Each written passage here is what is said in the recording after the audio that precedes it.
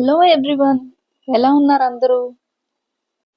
ఈరోజు నేను మీకు లంచ్ బాక్సుల్లోకి చాలా సింపుల్గా అయిపోయే తోటకూర ఫ్రైడ్ రైస్ చూపించబోతున్నాను.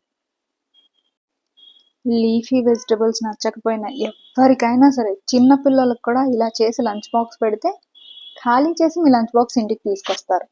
ట్రై చేసి చూడండి మీరు కూడా. దీనికోసం నేను 2 కట్టల తోటకూరని తీసుకున్నాను. ఫ్రెష్ది, లేతది తీసుకున్నా.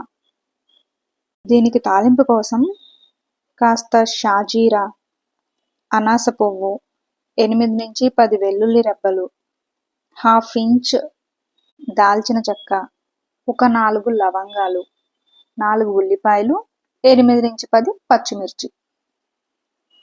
కొంచెం ఫ్లేవర్ కోసం, నోటికి టేస్టీగా తగలడం కోసం కొన్ని శనగ పలుకులు వేసుకుందాం. ఇప్పుడు ప్యాన్లో కాస్త ఆయిల్ వేసి అన్ని మసాలాలు వేసేయాలి అందులో.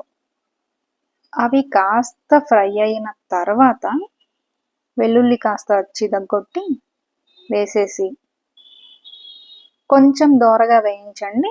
కాస్త రెడ్ కలర్లోకి మారితే చాలు. ఇప్పుడు అందులో కట్ చేసి పెట్టుకున్న పచ్చిమిర్చి వేయాలి. ఒక 2 to 3 మినిట్స్ కాస్త ఫ్రై అయిన తర్వాత శనగ పలుకులు, పల్లీలను వేసుకొని వేపుకోండి. అవి కాస్త క్రిస్పీగా అయ్యేంతలాగా. కాస్త రెడ్ కలర్లోకి వచ్చిన తర్వాత ఆనియన్స్ వేసేయండి.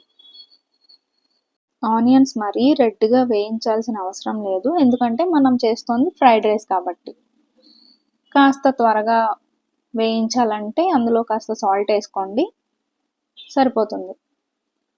పసుపు, మీరు కావాలనుకుంటే ఇందులో ఆమ్చూర్ పౌడర్ కూడా వేసుకోవచ్చు, కానీ నేను ఓన్లీ సాల్టే వేస్తాను.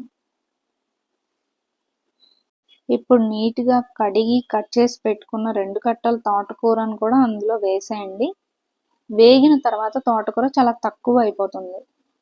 కర్రీ ఎక్కువ, రైస్ తక్కువ తినాలి ఎప్పుడైనా, గుర్తుపెట్టుకోండి. సో తోటకూర 2 కట్టలు వేసుకొని 1 కప్పు రైస్ మాత్రమే వేసుకోండి. తినడానికి చాలా టేస్టీగా ఉంటుంది. లీఫీ వెజిటబుల్ లోపలికి వెళ్ళినట్టు కూడా ఉంటుంది.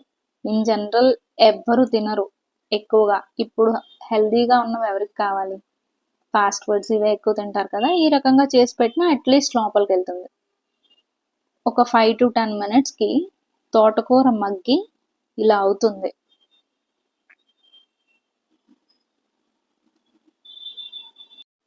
దాన్ని కంప్లీట్గా కలిపి కాసేపు మూత పెట్టుకోండి.